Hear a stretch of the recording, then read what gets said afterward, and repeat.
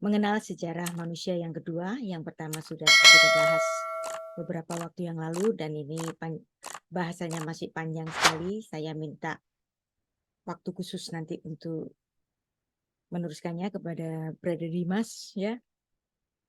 Dan tampaknya kita akan membahas ini berjilid-jilid. Semoga tetap semangat dan selalu mengikuti bahasan-bahasanya untuk seluruh sahabat circle. Kita mulai ya. Beshem Ha'af, Ve'aben, Veruah HaKodes, Ha-Elohim Echad. Di dalam nama Bapa dan Putra dan Roh Kudus, Allah yang Esa. Amin. Seri ke-7 filosofi filsafat Yahudi. Dan ini termasuk pada The Ancient Hebrew Wisdom. Dan kita akan membahas sejarah manusia yang kedua. Yang dimana yang pertama kita sudah membahas bahwa semua manusia, Alkitab menuliskan dan juga filsafat Yahudi memahami bahwa semua manusia berasal dari satu Adam. Seperti yang ditulis dalam 1 Korintus 15 ayat 45, seperti ada tertulis manusia pertama Adam. Jadi manusia pertama Adam. Ya, manusia yang berbudaya. Menjadi makhluk yang hidup, tetapi Adam yang akhir menjadi roh yang menghidupkan. Dan ini juga selaras dengan apa yang ditulis dalam Kisah Para Rasul 17 ayat 26. Semua bangsa umat manusia berasal dari satu darah, one blood. Atau dalam bahasa Yunaninya itu ditulis dengan henos haimatos. Atau bahasa Ibraninya midam echad, berasal dari satu darah. Seperti dituliskan, dari satu orang saja ia telah menjadikan semua bangsa dan umat manusia untuk mendiami seluruh muka bumi. Dan ia telah menentukan musim-musim bagi mereka dan batas-batas kediaman mereka. Jadi hari ini semua orang yang ada di dunia itu berasal dari satu orang saja, Adam. Termasuk istrinya dahulu tidak diciptakan terpisah tetapi dari Adam, dari bagian dari Adam atau dari rusuk Adam. Nah, mengenai Peshat Reading, saya sering mengajarkan di sini. Kita sudah membuktikan bahwa secara naskah Ibrani tertulis bahwa awalnya hanya satu Adam. Tuhan hanya menciptakan satu Adam yang menurunkan bangsa-bangsa dan semua orang di dunia hari ini. Bahkan istrinya pun diciptakan dari Adam. Hawa tidak diciptakan terpisah dari Adam.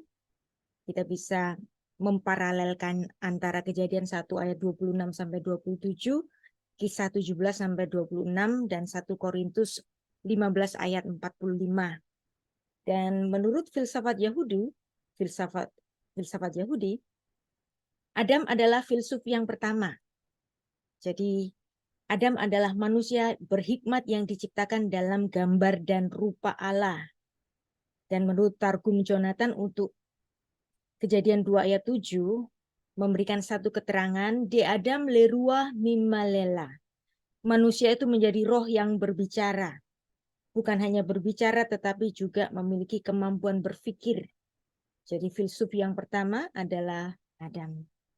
Dan kemudian ketika ditempatkan di Taman Eden, ternyata manusia pertama, pasangan manusia pertama Adam dan istrinya itu, mereka jatuh ke dalam dosa dan hadirlah kembali sidang ilahi dalam peristiwa kejatuhan manusia.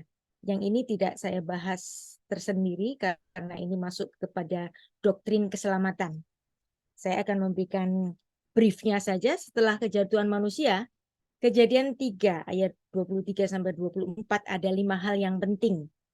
Manusia itu telah menjadi seperti satu dari kita. Kita di sini adalah para peserta dalam sidang ilahi yang ditulis dalam Kejadian 3 ayat 22. Apanya yang sama? Sama dengan kita itu. Manusia menjadi tahu tentang hal yang baik dan yang jahat. Kemudian dengan kasihnya, Tuhan menghalau manusia itu agar jangan sampai ia mengulurkan tangannya dan mengambil pula dari buah pohon kehidupan dan memakannya sehingga ia hidup untuk selama-lamanya. Ini bukan hanya hidup untuk selama-lamanya, tetapi dosa yang tersemat pada diri manusia itu juga akan menjadi kekal atau immortal. Nah, supaya mereka jangan mengambil buah kehidupan itu, maka manusia diusir, syalah, ya. Syalah ini yang membentuk kata dalam bahasa Arab talak, ya. Talak 1, talak 2, talak 3, perceraian itu, ya. Ternyata berasal dari Alkitab. Dan kemudian ada juga garash, Tuhan menghalau manusia itu dari Taman Eden. Kata syalak dan kata garas ini arti harfiahnya itu dua-duanya bermakna cerai. Gara-gara manusia yang berdosa, seolah-olah Tuhan dan manusia itu seperti pasangan suami istri yang sedang diceraikan. Nah, itulah sebabnya nanti Anda kalau membaca dalam kitab Maleakhi, aku membenci perceraian. Tuhan membenci perceraian, kenapa? Karena Tuhan mengingat masa-masa yang pahit ketika dia harus berpisah dengan manusia yang dikasihinya. Ya, seperti yang ditulis dalam Kejadian 3 ayat 23 sampai 24. Nah, kemudian bukan itu saja, malaikat kerubim ditugasi untuk menghalau manusia ke jalan pohon kehidupan supaya dia tetap mortal, jangan jadi immortal. Kalau manusia menjadi immortal bahaya, karena dosanya pun akan jadi immortal, tidak ada pengampunan. Manusia dijadikan mortal supaya ada pengampunan atau tukar guling kematian Tuhan Yesus nanti yang akan menjadi penebus dari konsekuensi dosa yang upahnya adalah mati, ya. Nah, itu adalah brief dari Kejadian pasal 3, jadi betul-betul manusia diusir dari Taman Eden. Dan kemudian kita akan lanjutkan sejarah manusia yang kedua ini tentang kehidupan di luar Taman Eden, yaitu apa yang dialami oleh Kain, Habel, dan Set. Kejadian 4 ayat 1 sampai 26. Dan ini ada juga pesan di buku saya untuk bab 25. Kehidupan di luar Taman Eden. Nah, sejarah manusia yang alkitabiah tidak menuliskan satu teori atau suatu definisi seperti buku-buku filsafat lainnya.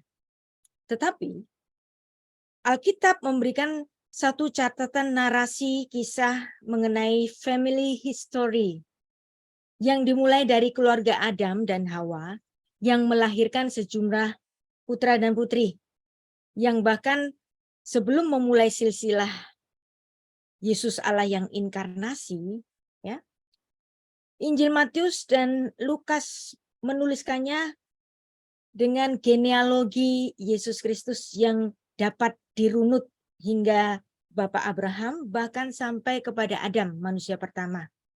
Jadi Anda bisa melihat di sini bahwa filsafat Yahudi sangat mementingkan family history.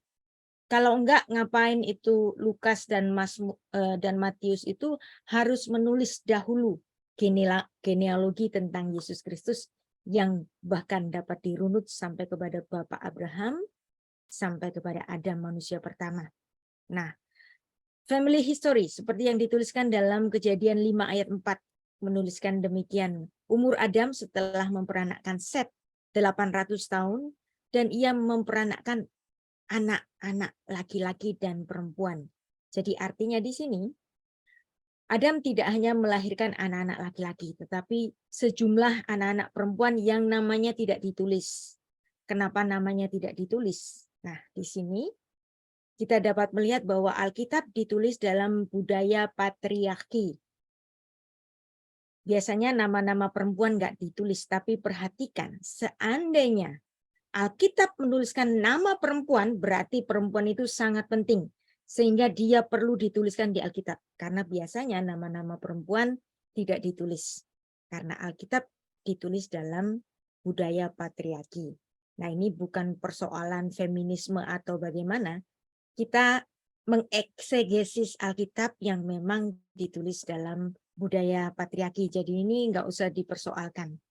Soal isu-isu feminisme sebenarnya Alkitab cukup banyak mengakomodasi hak-hak perempuan dan itu nanti bisa kita pelajari dalam sejarah-sejarah manusia selanjutnya, ya. Kita menyambung pada Kejadian 4 ayat 1-2. Kemudian manusia itu bersetubuh dengan Hawa istrinya, mengandunglah perempuan itu, lalu melahirkan Kain, maka kata perempuan itu, aku telah mendapatkan seorang anak laki-laki dengan pertolongan Tuhan. Ya, Anda tahu ini adalah wujud dari kebahagiaan Hawa, yang dimana dia tahu bahwa manusia itu kalau berdosa upah dosa adalah mati, tetapi dia masih diberikan kesempatan untuk melahirkan putra. Maka oleh karena pertolongan Tuhan dia melahirkan putra. Dan juga bukan hanya satu saja, selanjutnya dilahirkannya Habel adik Kain, dan Habel menjadi gembala kambing domba. Nah, ini penting ya. Penting sekali. Kenapa ini kok ditulis gembala kambing domba? Dan Kain menjadi petani. Ya. Nah, kata bersetubuh dalam Alkitab itu biasanya ditulis dalam bahasa eufemisme, penghalusan. Jadi yada, mengenal. Dan manusia itu mengenal yada. Nah, ini diterjemahkan oleh LAI dengan bersetubuh supaya para pembaca awam mengerti apa sih maksudnya mengenal yada. Nah, itu bahasa penghalusan. Nah, apa yang dilahirkan di situ namanya Kain. Kenapa kok dinamakan Kain? Karena kaniti ish et Adonai. Oleh karena pertolongan Tuhan, aku mendapatkan seorang laki-laki. Dan ini di dalam pemikiran Hawa, ini adalah penggenapan dari Kejadian 3 ayat 15 yang dimana perempuan itu akan melahirkan keturunan.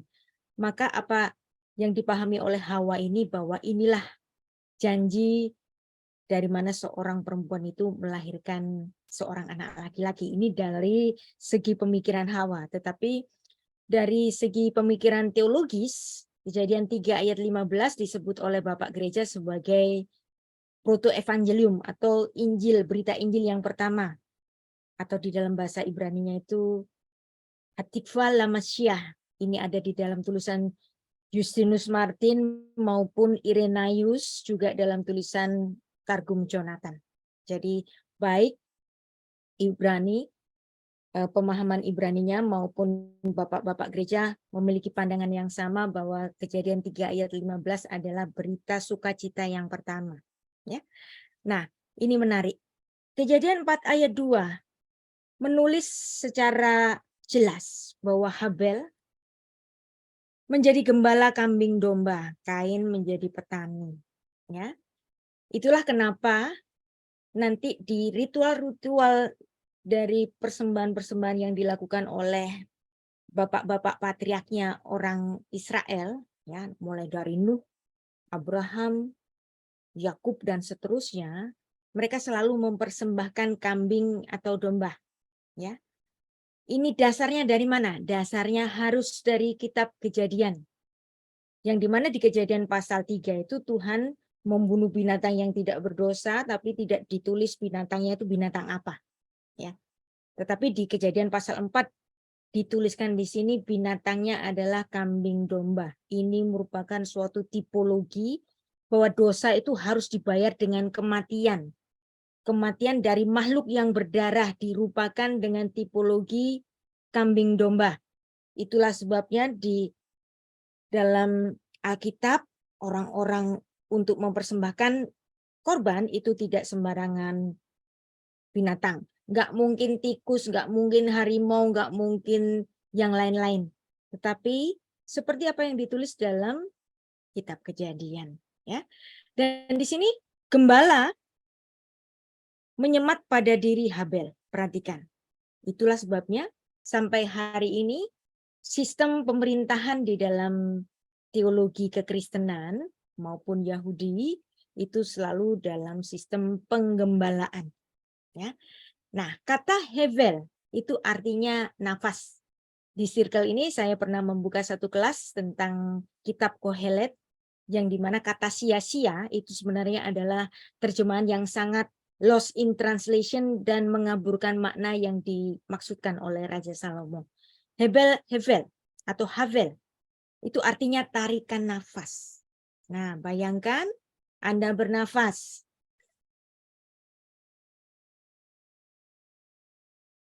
ya, berlalu dengan begitu cepat. Nah, inilah yang terjadi pada diri Habel yang umurnya singkat.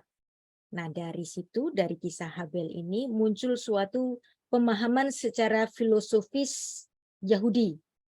Yang dimana kalau Kohelet bicara tentang sia-sia itu sebenarnya bukan sia-sia seperti nggak ada gunanya. No, itu terjemahan yang sangat salah, termasuk bahasa Inggrisnya yang menuliskan vanity, mengaburkan makna yang dimaksud oleh Salomo, bahwa yang diterjemahkan sia-sia itu adalah Hevel. Seperti nama putra dari Adam, yaitu setarikan nafas. Bahwa hidup manusia itu seolah-olah setarikan nafas yang pendek saja. Nah, dari sini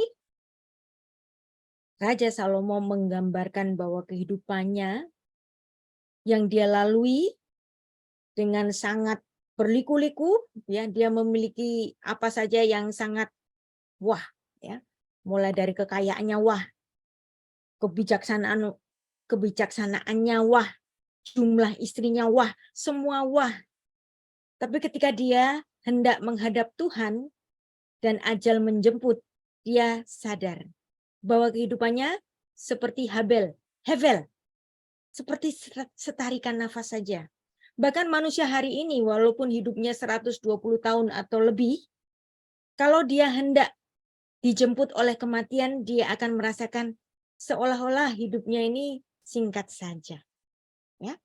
Nah, jadi kitab Kohelet bukan kitab kesia-siaan, tetapi justru kitab yang menuliskan celebration of life yang dibacakan pada hari raya khusus, yaitu Chag Hasukot atau hari raya Pondok Daun. Kalau itu kitab sia-sia, nggak mungkin dibacakan pada Chag Hasukot yang bicara mengenai keluarga. Nah, jadi itulah yang dimaksud dengan the danger of Bible translation. Maka ketika kita belajar mengenai sastra Ibrani, kita tidak hanya belajar mengenai makna-maknanya secara harfiah, tetapi juga harus belajar mengenai filsafatnya. Ya, apapun terjemahannya, sebenarnya terjemahan adalah produk tafsir belaka. Jadi seperti LAI yang menerjemahkan Havel menjadi sia-sia, atau King James, atau ESV, atau NIV yang menerjemahkan Havel menjadi vanity, itu adalah tafsir yang sangat lost in translation, dan tafsir adalah terjemahan adalah tafsir terpendek. Naskah bahasa asli, cara berpikir, filosofi, dan antropologi budaya yang berlaku harus dikaitkan dengan itu. Dan kita juga harus melihat original audience PL dan PB adalah masyarakat Semit bangsa Israel. Dari buku yang ditulis oleh Bruce J. Nichols yang sangat terkenal, Contextualization, Bruce Nichols dalam A Theology of Gospel and Culture mengatakan bahwa kultur asli di zaman Alkitab ditulis itu harus menjadi pertimbangan di dalam suatu penerjemahan. Juga kultur masyarakat Barat yang pertama kali membawakan Injil. Nah, karena masyarakat Barat ini membawa kitab yang sudah diterjemahkan dalam bahasa Inggris atau dalam bahasa Belanda yang mengartikan Hevel itu adalah sia-sia, vanity, maka LAI pun menerjemahkannya demikian. Nah, kemudian ada pengaruh dari kultur dari si pekabar Injil itu sendiri. Di Indonesia, pekabaran Injil biasanya mayoritas dilakukan oleh penginjil-penginjil Barat. Sehingga mindset kita adalah teologi-teologi yang berlaku di Barat. Jadi apa yang saya sampaikan di sini bukan untuk mengecam atau untuk mengoreksi, tetapi menjadi satu kekayaan. Bahwa kalaupun Anda sudah mempelajari teologi-teologi Barat, itu bagus. Dan Anda hari ini belajar mengenai teologi Timur, sastra Yahudi, dan itu menjadi kekayaan. Nah, dan setiap terjemahan juga harus memperhatikan kultur dari masyarakat yang mendengarkan kabar yang disampaikan. Ya. Dan di sini saya selalu memperkenalkan bahwa setiap membaca Alkitab itu harus dimulai dari pembacaan secara pesyat, jujur lurus apa adanya, kemudian remes, deras, dan short. Nah, saya memulai satu proyek baru dengan Profesor Isaac Mosesen yang pada bulan ini, beberapa minggu yang lalu saya bertemu dengan beliau, dan kami akan memulai satu proyek baru, yaitu penulisan buku Idenik, yang dimana bahasa Ibrani adalah bahasa yang menjadi ibu dari seluruh bahasa-bahasa di dunia, termasuk bahasan mengenai Hevel tadi dari kitab Kohelet. Dan itu pun juga menjadi satu bahasan di disertasi saya yang saya tulis. Jadi Kain dan Habel itu kemungkinan adalah tomim, ya. Dan mereka ada yang menganggap itu adalah anak-anak kembar. Nah, kenapa Tuhan menolak persembahan Kain?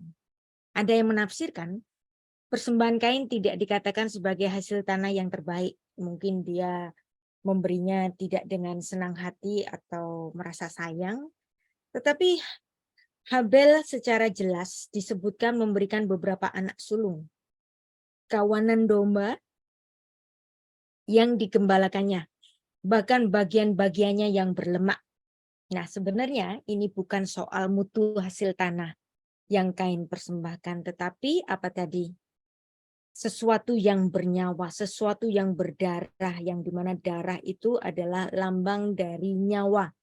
Upah dosa adalah mati, maka persembahan yang dikenan Allah sebagai tukar guling dari konsekuensi mati itu digambarkan dengan kematian makhluk yang berdarah, yang nanti ini diulang-ulang sampai nanti digenapi oleh Yesus Kristus.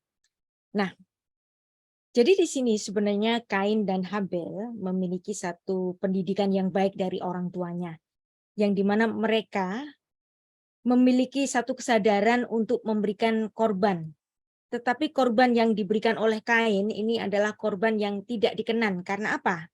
Korban dari hasil tanah itu tidak mengandung darah atau tidak mengandung nyawa. Dan Habel memberikan persembahan yang mengandung nyawa, mengandung darah. Dan inilah kenapa persembahan Habel dikenan oleh Allah. Dan untuk itu persembahan Kain tidak diindahkan oleh Tuhan. Bukannya dia tanya kenapa persembahannya kok ditolak, sehingga dia bisa mengoreksi, tapi yang jadi apa? Dia marah-marah dan iri. Iri kepada adiknya. Jadi dua-duanya memberikan satu minhah atau korban persembahan yang menjadi bukti bahwa anak-anak dari Adam dan Hawa ini mengakui adanya keberadaan Tuhan dan untuk mendapat perkenanan darinya. Nah, di sini Allah menyatakan perkenannya kepada Habel dan penolakannya kepada persembahan Kain karena dia memberikan persembahan yang salah dan dia marah-marah. Tuhan sempat menegur, "Mengapa hatimu panas? Mengapa mukamu muram?" Nah, ayat 7, "Apakah mukamu tidak akan berseri jika engkau berbuat baik? Tetapi jika engkau tidak berbuat baik, hati-hati loh." Nah, Tuhan sudah memberikan satu warning. Dosa sudah mengintip di depan pintu. Ia sangat menggoda engkau, tetapi engkau harus berkuasa atasnya.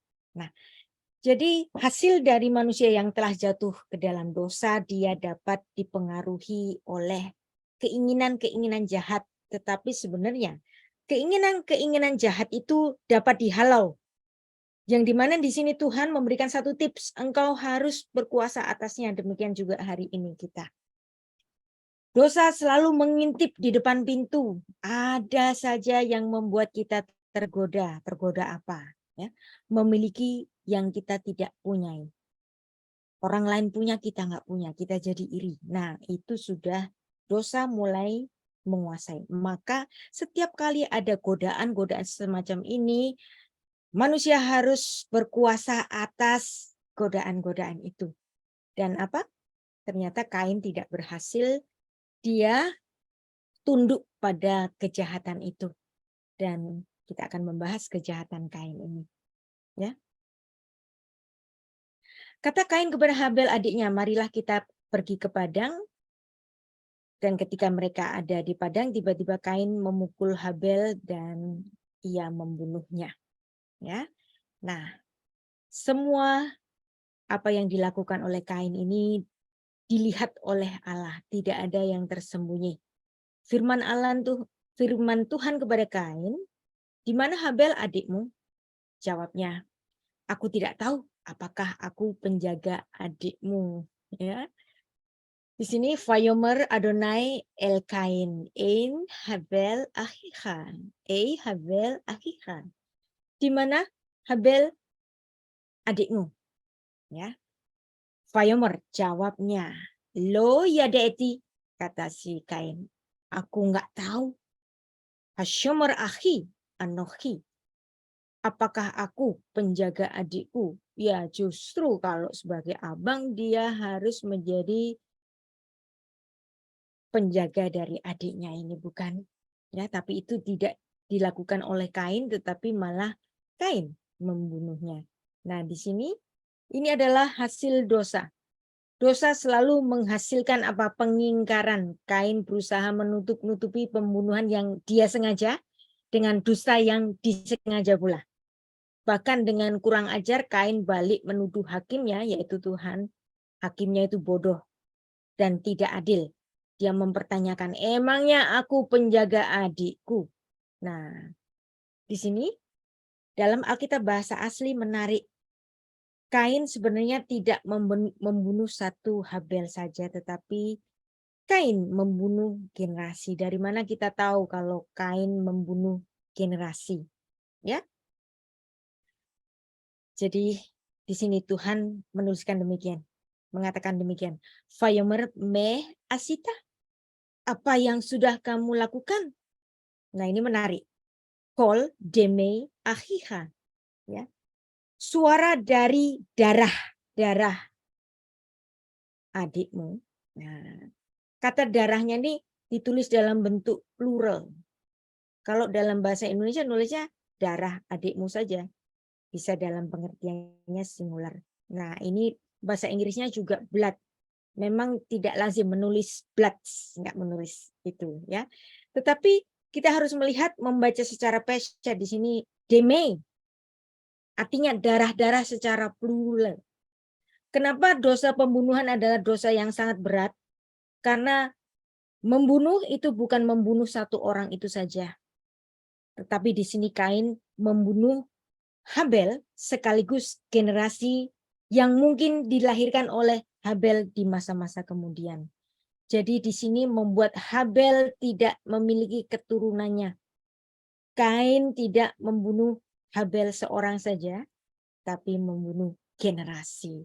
Nah, dari pembacaan seperti ini, Anda tidak akan mendapatkan dalam terjemahan bahasa Indonesia maupun bahasa Inggris. Arti makna bahasa Ibraninya sangat dalam sekali.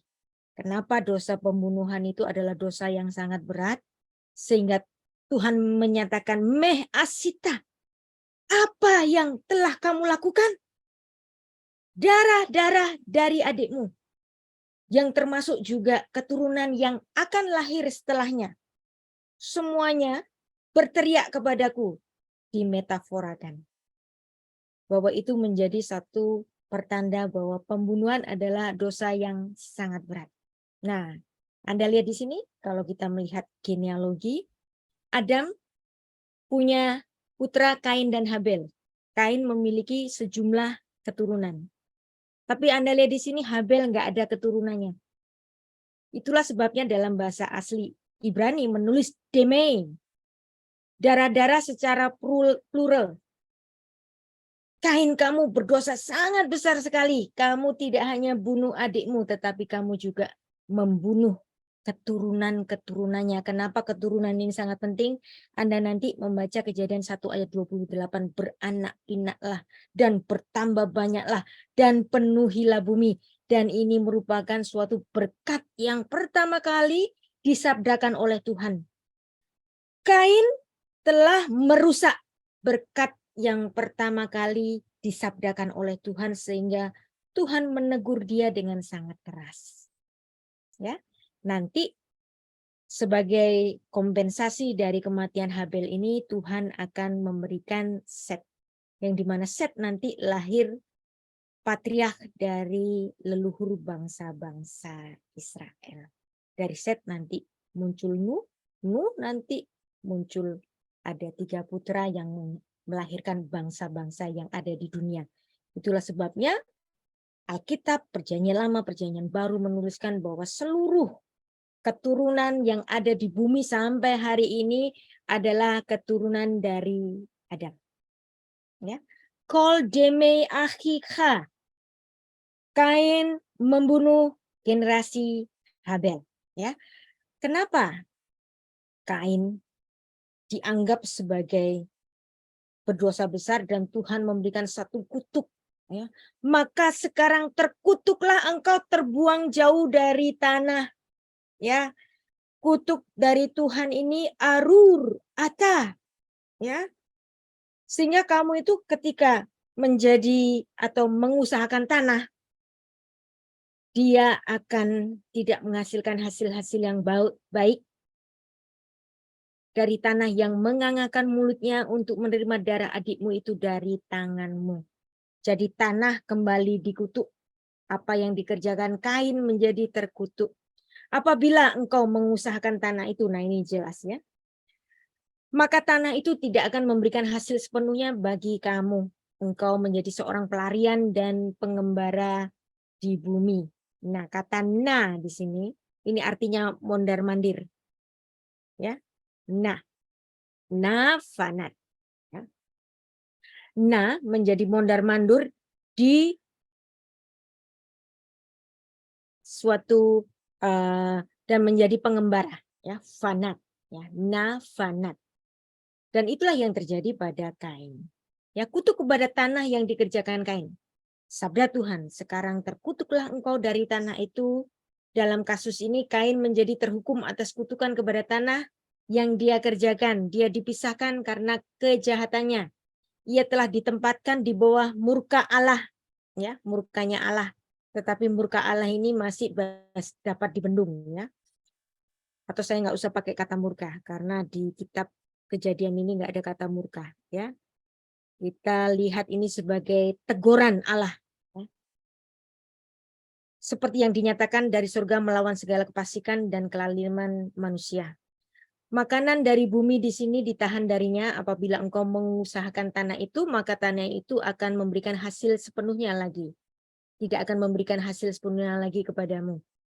Tempat tinggal di bumi di sini tidak diberikan kepada Kain karena Kain menjadi seorang pengembara. Nah, kemudian Kain ini bukannya bertobat tapi dia protes. Protesnya apa? Kata Kain kepada Tuhan, hukumanku itu lebih berat daripada yang dapat kutanggung. Karena tanahnya sudah dikutuk. Vayomer Kain el Adonai. Gadol Avoni. Ya, besar sekali. Ya, Avoni. Apa yang penghukumanku itu, ya, minso, yang dapat aku menanggungnya. Nah, itulah pledoi dari Kain. Yang di sini Kain tampaknya lebih berbicara dalam bahasa kemarahan, tetapi bukan pertobatan. Hukumanku itu lebih besar daripada yang dapat kutanggung. Di sini malah Kain bertanya tentang keadilan Tuhan dan keluhan terhadap hukuman itu. Di sini terlihat jelas bahwa Kain tidak menyesali perbuatannya. Ya, engkau menghalau aku sekarang dari tanah ini dan aku akan tersembunyi dari hadapanmu. Seorang pelarian, pengembara di bumi, dan ini adalah ketakutan dari Kain, maka barang siapa akan bertemu dengan aku, tentulah ia akan menghukum aku. Nah, tadi katanya anaknya cuma 2, tapi di sini kok dikatakan kalau aku ketemu orang lain, nanti aku bisa dibunuh. Ini artinya, ya, Adam juga memiliki sejumlah anak yang lain. Ya. Kol motsi yehargeni. Barang siapa yang akan bertemu aku, tentulah akan membunuh aku. Nah, ini siapakah mereka? Ya. Jadi kita harus melihat Ya, Kejadian 5 ayat 4 di sini menuliskan kepada kita, memberitahu kepada kita, umur Adam setelah memperanakkan Set 800 tahun dan ia memperanakkan anak-anak laki-laki dan perempuan. Artinya, di samping Kain dan Habel masih ada anak-anak yang lainnya yang mungkin dapat membunuh Kain. Nah, tetapi fokus dari cerita ini kepada Kain yang membunuh Habel. Nah, jadi di sini adalah pledoi Kain juga.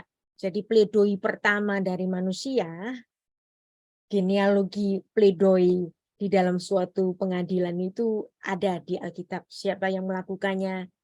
Pledoinya Kain. Dan di mana pledoinya Kain ini diterima oleh Tuhan. Nah, luar biasa ya. Jadi kemarahan Tuhan itu bukan kemarahan tidak terkendali atau murka, tetapi kemarahan Tuhan kepada Kain itu masih dapat dikendalikan. Buktinya apa? Tuhan menerima pledoi dari Kain. Dan Tuhan sebenarnya masih memberikan kesempatan bertobat bagi Kain. Ya. Nah, dari ketakutan dari Kain tadi, Tuhan menerima pledoinya. Firman Tuhan kepadanya, sekali-kali tidak. Nah, bahkan ini Tuhan bersumpah. Barang siapa yang membunuh Kain akan dibalaskan 7 kali lipat. Nah, kata 7 itu artinya sewa, ya. 7 kali lipat sewatain. Ya, 7 kali lipat. Kemudian Tuhan naruh suatu tanda ya pada Kain, mungkin di dahinya, mungkin yang gampang dilihat, supaya Kain tidak dibunuh oleh barang siapapun yang bertemu dengan dia. Nah, siapa ini yang dimaksud barang siapapun? Ya, kolmotso ini. Siapa? Anak-anak Adam yang lain seperti yang ditulis dalam Kejadian 5 ayat 4. Yang nama-namanya tidak ditulis, apalagi nama-nama perempuan tidak ditulis kecuali penting banget. Jadi perhatikan, kalau Anda menemukan nama perempuan dalam Alkitab Perjanjian Lama maupun Perjanjian Baru, artinya perempuan itu memiliki suatu peran dari histori atau sejarah yang sangat besar sehingga namanya ditulis. Ya, kalau enggak namanya enggak ditulis. Nah, jadi Kejadian 4 ayat 15 ini adalah suatu genealogi sumpah, dekrit dari Tuhan yang dimana Tuhan menerima pledoi Kain. Jangan takut, enggak akan ada yang bunuh kamu. Kalau ada yang bunuh kamu, nanti aku akan memberikan satu konsekuensi kepadanya 7 kali lipat. Nah, kata 7 itu sebah.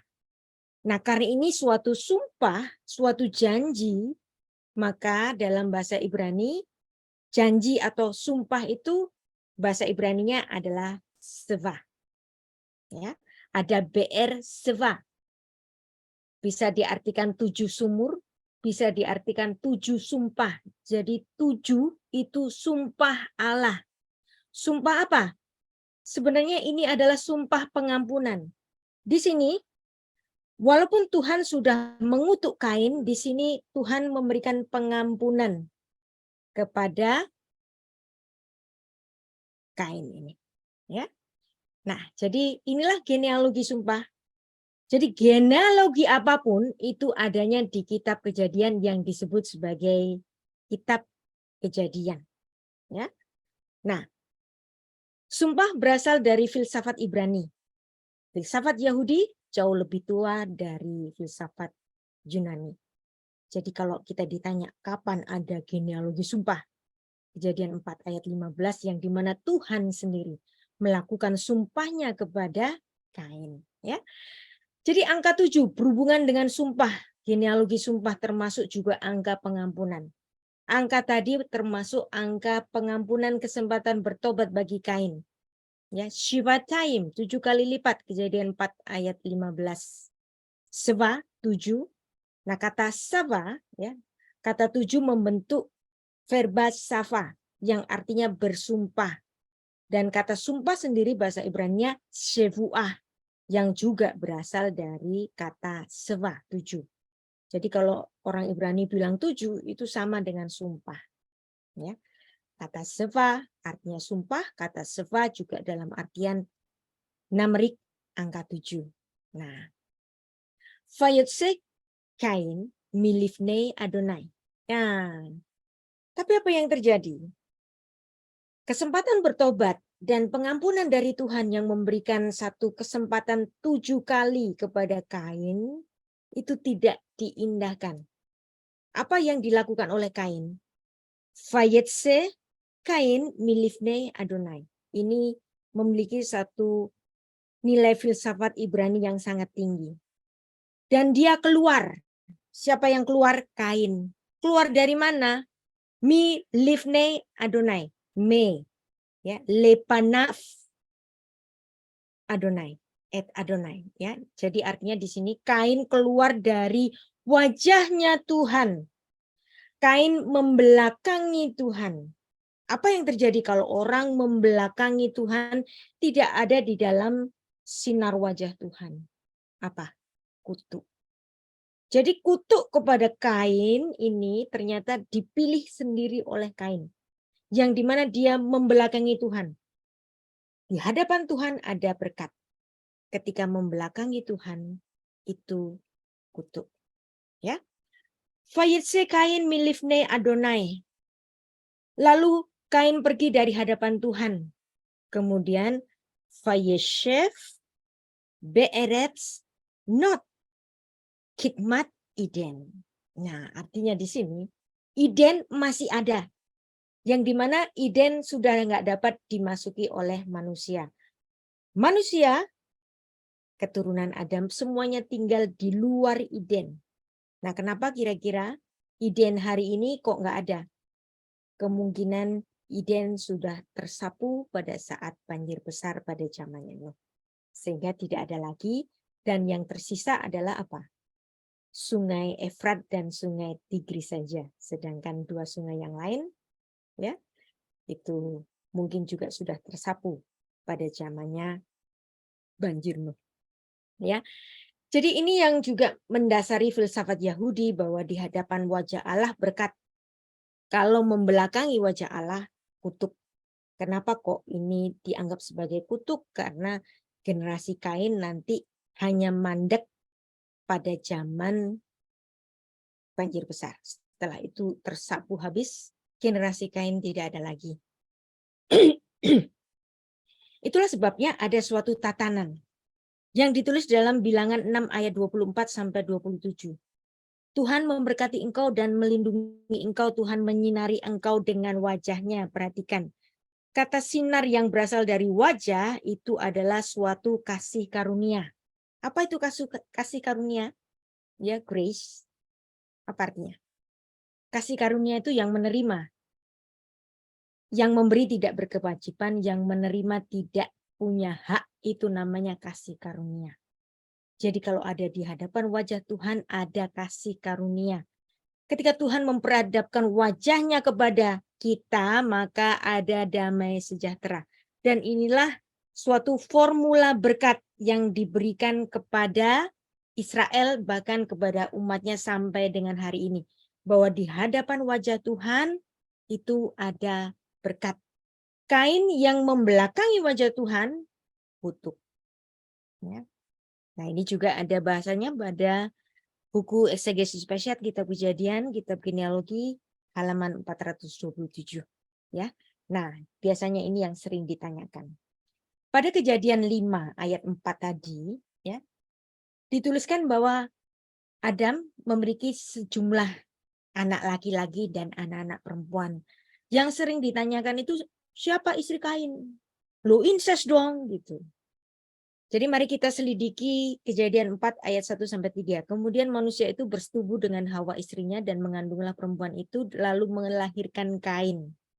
Maka kata perempuan itu, aku telah mendapatkan anak laki-laki dari Tuhan, dan selanjutnya dilahirkannya Habel. Nah, ini menarik, ayat 3 ini setelah beberapa waktu lamanya, selang waktu lamanya, ini enggak ditulis berapa lama. Maka Kain mempersembahkan. Nah, apakah di sini juga lahir-lahir keturunan-keturunan Adam yang lain? Bisa saja. Seperti yang ditulis dalam Kejadian 5 ayat 4 tadi. Nah, ini pertanyaannya berapa lama kita nggak dikasih tahu. Jadi di sini kemungkinan lahir juga anak-anak Adam yang lain seperti yang ditulis dalam Kejadian 5 ayat 4 tadi. Ya. Jadi Fayehi Mikets Yamim. Setelah pada ujung-ujung hari-hari. Nah, ini terjemahan harfiahnya, tapi dalam bahasa Indonesianya diterjemahkan setelah beberapa waktu lamanya. Nah, ini kan kayaknya singkat banget. Tetapi dalam naskah bahasa Ibraninya, Fayehi Mikets Yamim. Nah, kata yom ini tidak dapat diartikan sebagai 24 jam. Kata yom itu bisa bermakna periode. Nah, selanjutnya setelah periode-periode, namanya yamim di sini plural ya. Di ujungnya, jadi artinya ini waktunya bisa sangat lama. Ya. Dan di sini Fayehi Mikets Yamim dalam bahasa Inggrisnya lumayan ya. In a process of time it came to pass ya, tapi ini pun juga seolah-olah ini singkat saja. Jadi dalam bahasa Ibraninya ini justru dapat bermakna bertahun-tahun, bukan selang beberapa lama. Ya. Nah, itulah bedanya kalau kita membaca Alkitab sesuai bahasa aslinya secara pesyat. Nah, Kejadian 5 ayat 3. Setelah Adam hidup 130 tahun, ia memperanakkan seorang anak laki-laki menurut rupa dan gambarnya. Ya. Jadi keturunan-keturunan Adam menurut rupa dan gambarnya Adam. Lalu dia memberi nama Set kepadanya. Nah, jadi setelah 130 tahun, mosok anaknya Adam ini cuma 2 saja. Mungkin juga ada anak-anak yang lain, tetapi kepada Set khusus. Set ini diberikan sebagai kompensasi. Kompensasi kepada siapa? Kompensasi terhadap kematian Habel. Ya. Bayangkan manusia zaman sekarang kalau usianya itu 130 tahun, dia sudah memiliki anak, cucu, cicit, dan bahkan kalau dia masih sehat bisa terus melahirkan putra dan putri, apalagi zaman dahulu ya. Pada saat Kain membunuh Habel, dunia telah diciptakan kira-kira 120 tahun lamanya. Keluarga Adam dan Hawa serta putra-putri mereka pasti telah berkembang. Ada yang memperkirakan, nah ini namanya tafsir ya. Tafsir itu suatu pendapat, bisa benar, bisa salah. Ada yang memperkirakan dalam kurun waktu 120 tahun umurnya Adam ini, mereka mencapai, populasinya manusia pertama ini mencapai 32.000 orang pada masa itu di dalam kehidupan Kain. Jadi Kain kalau memang populasinya sudah sedemikian banyak, Kain dapat saja menikah dengan anak perempuan Adam yang lain-lainnya. Atau mungkin tidak, yang tidak segenerasi dengan dia, yang pasti itu juga anak-anak Adam. Ada juga yang bercerita, ya, kenapa Kain kok membunuh Habel? Gara-gara Habel itu merebut istrinya Kain. Nah, ini agak mirip seperti apa yang ditulis dalam literatur Yahudi. Ini bukan literatur Alkitabiah, tetapi suatu kitab tradisi bahwa pembunuhan Habel oleh Kain adalah gara-gara rebutan istri, ya. Dan ini diserap oleh penulis Arab, ya, Abul Parak dalam bukunya History of Dynasty, yang dimana Adam menyuruh Kain menikahi adik kembar Habel yang bernama Awin, dan Habel menikahi adik kembar Kain yang bernama Azron, tetapi Kain tidak bersedia karena adik kembarnya ternyata cantik luar biasa. Akhirnya terjadilah pertengkaran yang menyebabkan terbunuhnya Habel. Nah, cerita seperti ini tidak menyiratkan adanya suatu doktrin dari sacrifice religion. Jadi kenapa kok ada persembahan korban? Tetapi ini gara-gara rebutan istri, dan ini sangat tidak alkitabiah. Tapi nggak apa-apa. Ini boleh saja kita baca untuk suatu pemahaman yang tidak alkitabiah, tetapi untuk ensiklopedia saja ya. Menurut Alkitab, pertengkaran itu bukan gara-gara perempuan, tetapi gara-gara persembahan korban bakaran. Jadi ada banyak cerita-cerita yang mungkin karang-karangan yang ada di dalam tradisi orang Yahudi, bahkan juga diserap oleh penulis-penulis Arab selanjutnya. Nah, jadi ada saudara-saudari Kain dan Habel, yang dimana mereka memiliki anak-anak perempuan yang lain-lainnya, yang dimana Adam selanjutnya hidup selama 930 tahun, dan Anda bisa bayangkan pula populasi yang dilahirkan oleh manusia pertama ini, bahkan juga oleh Hawa yang menjadi ibu bagi semua yang hidup. Nah, bagaimana dengan praktik incest? Praktik incest kan dilarang, tapi Anda harus lihat dilarangnya itu kapan? Dilarangnya pada zamannya Musa, bukan pada zamannya Adam. Kalau anak-anak Adam tidak kawin sesama saudara, lah mereka mau kawin sama siapa? Apalagi Alkitab dengan sangat jelas menuliskan bahwa seluruh manusia adalah keturunan dari Adam. Tidak ada yang terkecuali. Jadi nggak usah terprovokasi dengan istilah incest. Incest baru nggak boleh kapan? Incest baru nggak boleh setelah mereka hidup di padang gurun. Pada zamannya Musa, kenapa nggak boleh? Ini tentu saja ada latar belakangnya. Jadi generasi pertama Adam tentu saja terjadi perkawinan sedarah. Anda nggak usah terprovokasi oleh ini, ya. Karena Anda harus tahu bahwa Adam dan istrinya diciptakan dalam gambar dan rupa Allah dengan suatu bentuk tubuh yang sangat sempurna sekali, ya. Jadi nggak ada itu yang namanya penyakit recessive genes akibat perkawinan sedarah. Jadi perkawinan sedarah atau incest barangkali hanya terjadi pada generasi-generasi awal.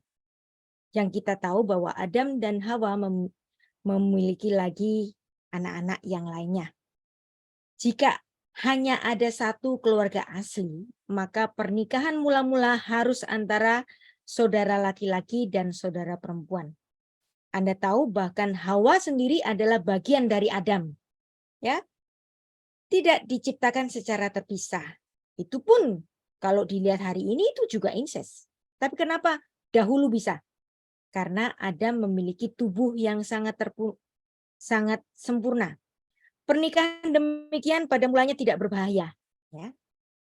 Waktu zaman Adam dan Hawa, incest tidak dilarang karena waktu Tuhan menciptakan manusia, Tuhan menciptakan manusia dengan keadaan baik, sehat, dan sempurna.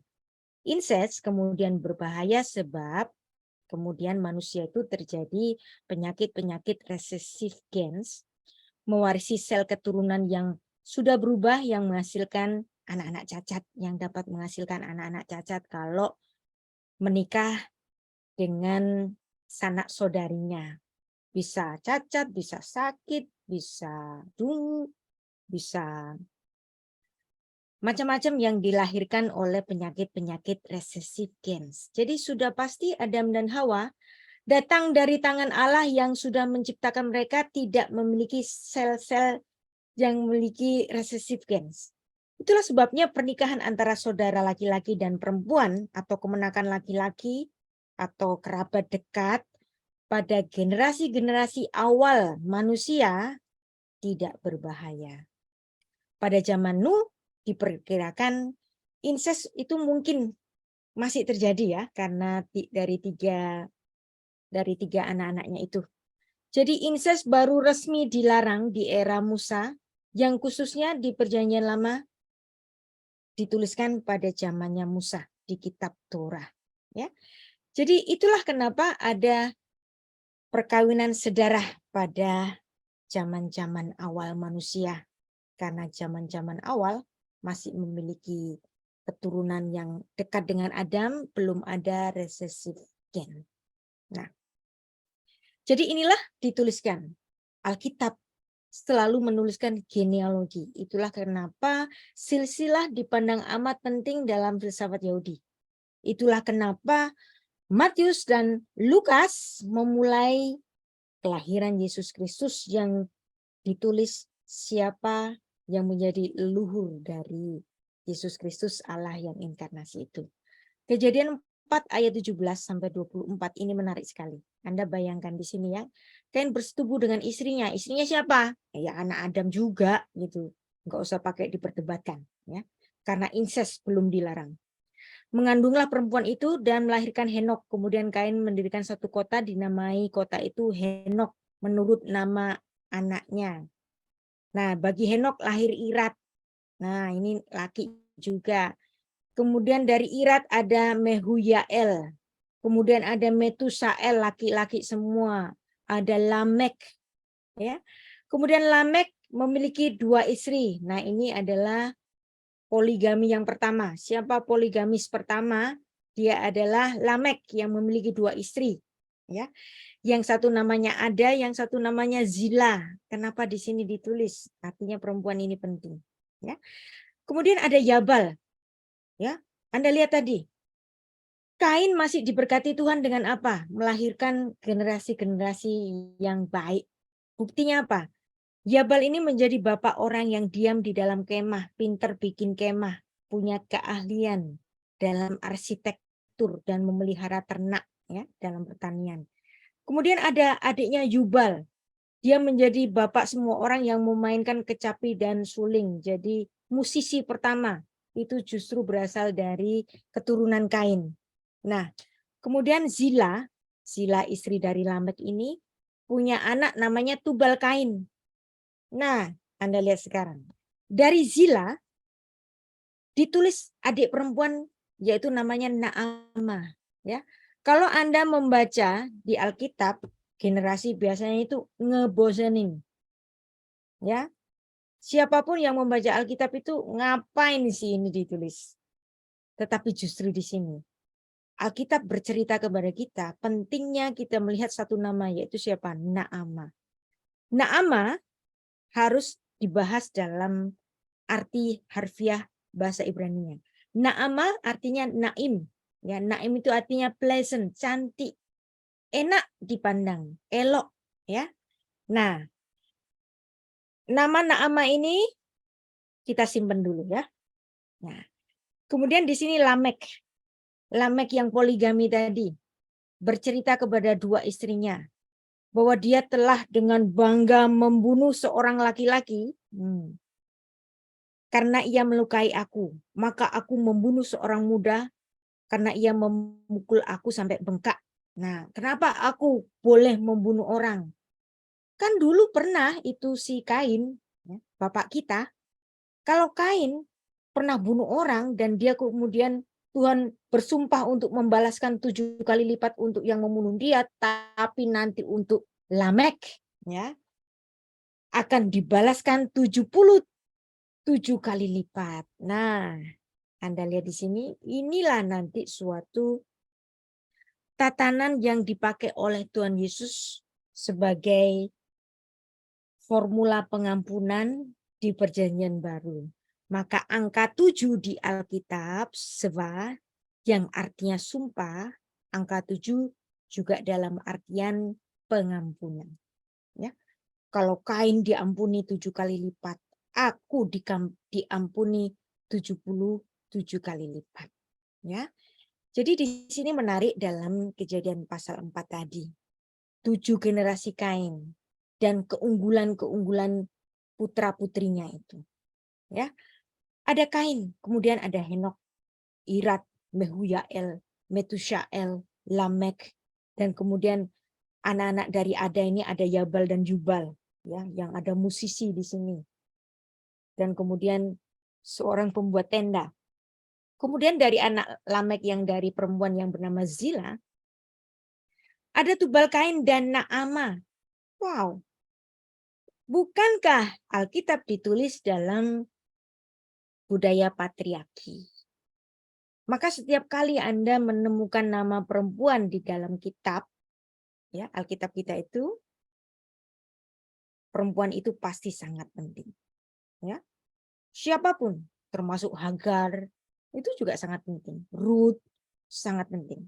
Karena biasanya perempuan tidak ditulis namanya. Kalau dia sampai ditulis namanya, berarti dia sangat penting. Termasuk di sini Naamah, walaupun 1 kali saja disebut. satu kali saja disebut dalam Kejadian 4 ayat 22, tetapi ini akan mempengaruhi kita semua untuk bereksegesis. Jadi di sini tafsirannya harus mengambil keluar dari apa yang tertulis di Alkitab, bukan tafsiran liar. Ya. Nah, jadi disitulah generasi Kain, silsilahnya pun dituliskan. Ya. Lamek mengambil 2 istri, dan dari Zila nanti akan lahir siapa? Naam. Ya. Naama ini penting. Naama dari kata naim, pleasant, cantik. Jadi artinya di sini Naama bukan sembarang nama, tetapi menunjukkan karakter dirinya yang sangat cantik jelita. Kenapa kok ditulis demikian? Sayangnya dalam bahasa Indonesia Naama ya Naama doang. Tetapi kalau Anda pengguna bahasa Ibrani, kata Naama di sini itu menunjukkan cantik. Satu anak perempuan yang sangat cantik yang dilahirkan oleh generasi Kain. Ya. Dan di sini dulu pernah Tuhan memberikan satu dekrit, satu sumpah kepada Kain, bahwa kalau ada yang membunuh dia, aku akan membalaskannya 7 kali lipat. Dan kejahatan keturunan Kain. Kain yang jahat melahirkan keturunan yang jahat. Yang dimana Lamek membunuh seseorang nggak pakai menyesal, tetapi dia justru menuntut suatu pengampunan seperti Kain dulu, bukan cuma 7 kali, bahkan 70 kali 7. Ya. Bahkan berlipat-lipat. Tapi tampaknya di sini Tuhan juga memberikan kesempatan bagi Lameh pun untuk meneruskan kehidupannya. Bukankah upah dosa adalah mati, tetapi di sini terhadap Lamek pun Tuhan masih memberikan kesempatan bagi Lamek untuk hidup. Bukankah nyawa ganti nyawa? Enggak tuh. Di sini Tuhan memberikan kesempatan 70 kali 7 kali. Ya. Nah, itulah kenapa nanti dalam Matius 18 ayat 22 formula ini dipakai oleh Tuhan Yesus. Jadi Tuhan Yesus merujuk pada keadaan yang dicatat pada Kejadian pasal 15 dan 24 ini, yang dimana Tuhan mengganti rasa dendam menjadi satu pengampunan yang dia sendiri telah melakukannya dulu pada zaman awal-awal generasi manusia. Kenapa kok Tuhan Yesus menerapkan ini? Karena itulah yang dilakukan Tuhan. Bukankah Tuhan adalah Allah yang inkarnasi? Dia pernah melakukan ini kepada Kain dan Lamek. Jadi angka 7 dalam Alkitab kita adalah simbol umum untuk segala hubungan dengan Tuhan, dan bahkan merupakan angka favorit religius di kalangan Yahudi yang melambangkan perjanjian kekudusan dan pengudusan. Dan angka 7 ini juga merupakan simbol pengampunan. Kaki Dian itu ada 7. Dan ada banyak sekali formula 7 di Alkitab kita yang menunjukkan sumpah Allah dan juga pengampunan dari Allah. Bahkan ya di sini sang pemazmur Daud mengatakan 7 kali dalam sehari aku memuji-muji engkau. Itulah sebabnya ada salah satu aliran di Kristen ini melakukan sholat 7 kali. Kalau Muslim 5 kali, mereka melakukan sholat 7 kali seperti yang dilakukan oleh Daud. 7 kali dalam sehari aku memuji-muji engkau. Kenapa kok 7 kali? Karena di sini Mazmur, sang pemazmur itu memohon pengampunan. Karena di dalam angka 7 ada angka pengampunan. Ya. Jadi 70 adalah hasil perkalian antara 7 dan dikalikan 10 sebagai angka sempurna. Jadi 70, angka 70 ini memaksudkan hubungan kudus yang sempurna, yang merupakan pengampunan yang sempurna. Jadi ketika Petrus bertanya, berapa kalikah aku harus mengampuni saudaraku yang bersalah kepadaku? 7 kali ya, karena 7 itu angka pengampunan kan, udah banyak itu. Tapi dikoreksi oleh Yesus dengan Kejadian 4 ayat 24 tadi apa? 70 kali 7 kali. Ya, yang artinya di situ Bukan soal numeriknya yang artinya angkanya 490, bukan. Tetapi pengampunan itu tidak ada selesainya. Terus-menerus harus dilakukan. Dan inilah angka 7 yang merupakan genealogi sumpah, merupakan juga genealogi pengampunan dalam soal kesalahan. Itulah yang diajarkan Tuhan Yesus dalam Perjanjian Baru dalam Matius 18 ayat 21 sampai 22. Kesempatan yang diberikan kepada Kain yang jahat ternyata tidak dilakukannya, bahkan dia melahirkan generasi-generasi juga yang jahat. Itulah sebabnya karena formulanya 70 kali 7 kali, Tuhan Yesus mengajarkan doa Bapa kami gimana doanya. Dan ampunilah kami akan kesalahan kami seperti kami juga mengampuni orang yang bersalah kepada kami. Ya. Pengampunan dari Tuhan itu tak terbatas, tetapi kalau engkau mengampuni seseorang dengan terbatas, maka seperti itulah pengampunan Tuhan kepadamu. Jadi jangan cuma minta ampun kepada Tuhan, tetapi terhadap sesamamu kamu nggak bisa engkau mengampuni. Dengan kata lain, kesediaan Allah untuk mengampuni kita tergantung kesediaan kita mengampuni kesalahan orang lain, seperti yang juga ditulis dalam Matius 6 ayat 14-15. Karena jikalau kamu mengampuni kesalahan orang, Bapamu yang di surga akan mengampuni kamu juga. Tetapi jikalau kamu tidak mengampuni orang, Bapamu juga tidak akan mengampuni kesalahanmu. Ya, apa yang engkau takarkan kepada orang, itu yang juga akan ditakarkan kepadamu. Ya, di Perjanjian Baru juga ada formula angka 7, yaitu perempuan Samaria yang sudah memiliki 5 suami. Dan satu laki-laki yang ada bersamanya ternyata bukan suaminya. Ya, ada banyak tafsiran yang mengatakan itu pacarnya atau pasangan kumpul kebonya. Tapi bisa juga loh bahwa yang sedang bersamanya dan bukan suaminya itu bisa saja adiknya. Tapi adiknya yang sedang sakit atau cacat, atau pamannya yang sudah tua, bapaknya yang sudah tua, bisa saja. Ya. Tetapi bayangkan, artinya di sini perempuan itu sudah memiliki 5 suami dan 1 laki-laki lagi. Berarti ada 6 laki-laki di dalam kehidupan perempuan Samaria itu. Tapi apa yang terjadi ketika ada 1 laki-laki lagi datang ke dalam kehidupannya siapa? Yesus Kristus. Dia adalah laki-laki ke-7 bagi perempuan ini, memberikan suatu revolusi di dalam kehidupannya, mengubahkan dia mengenal Sang Mesias, dan Yesus menjadi laki-laki ke-7 bagi perempuan Samaria ini yang memberikan pemulihan dan pengampunan. Ya. Seperti yang ditulis dalam Yohanes 4 ayat 16 sampai 19. Saya sudah pernah membahas mengenai Samaritan Woman ini di Circle Indonesia. Anda nanti bisa cari file-filenya di YouTube yang sudah diberikan. Jadi di sini, jikalau Yesus itu ada di dalam kehidupan Anda, dia akan memberikan satu transformasi seperti yang ada dialami oleh perempuan Samaria ini.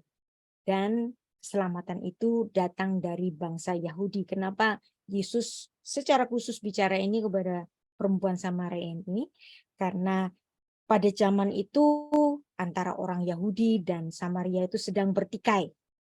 Tetapi atas pertikaian mereka, Tuhan Yesus tetap mengatakan, walaupun kamu orang Samaria, tetapi kamu harus tahu bahwa keselamatan itu datang dari bangsa Yahudi, yang dimana dia, Yesus Kristus, Allah yang inkarnasi, lahir sebagai seorang Yahudi. Nah, di sini kelahiran Set, pengganti Habel. Ya. Kenapa kok harus ada pengganti Habel? Karena seperti tadi, Kain membunuh generasi. Dan kemudian generasi-generasi Kain itu lahir sebagai orang-orang yang jahat. Maka kemudian Tuhan memberikan satu kompensasi bagi kematian Habel. Seorang yang sangat saleh, yang nantinya seorang yang sangat saleh yang melahirkan keturunan anak-anak Allah. Kejadian 4 ayat 25. Dan Adam bersetubuh, ya. Fayeda, artinya mengenal. Dan Adam mengenal, ya, bahasa Ibraninya itu mengenal sebagai istilah eufemisme. Diterjemahkan dengan bersetubuh, memang artinya bersetubuh, tapi ini bahasanya sopan banget. Alkitab ditulis dengan bahasa yang sangat sopan. Nah, lalu perempuan itu melahirkan seorang anak laki-laki dan menamainya Set, sebab Allah telah mengaruniakan kepadaku yang lain sebagai ganti Habel. Karena Set ini bahasa Ibraninya itu artinya kompensasi. Kompensasi atas kematian Habel. Ya. Demikianlah Set nanti lahir dan melahirkan orang-orang yang saleh, yang takut akan Tuhan, dan ini memulai generasi dari orang-orang yang takut akan Allah, dan nanti muncul siapa? Nanti muncul Nuh, ya.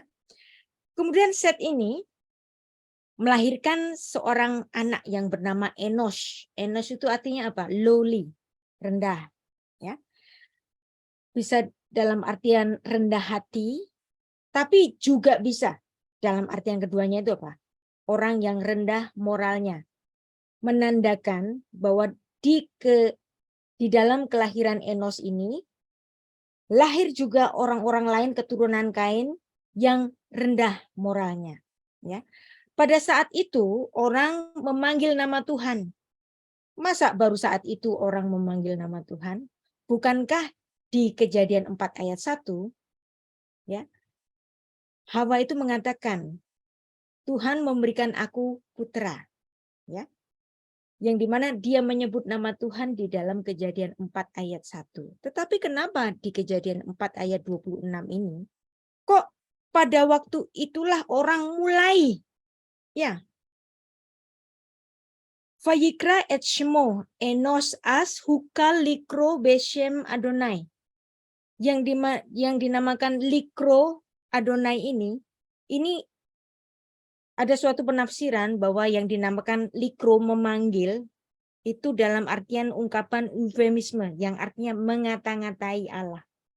Ketika orang-orang generasi-generasi Kain ini mengata-ngatai Allah yang artinya melawan Allah, kemudian lahirlah Enos ini dari moral-moral manusia yang sudah rendah. Tetapi arti Enos juga dalam artian rendah hati juga bisa. Jadi ini bisa artinya bermacam-macam, tergantung penafsirannya melihat dari kacamata yang dari mana, ya. Jadi inilah genealogi dari Hilul Hashem, menghujat nama Tuhan atau menista nama Tuhan. Di mana? Di Kejadian 4 ayat 6, yang dimana kejahatan manusia sudah mulai sangat tinggi. As hukal likro beshem Adonai. Manusia sudah mulai mengata-ngatai Allah. Nah, dan kata Enos, ya, itu bisa dalam artian manusia, Anash, Enos, ya.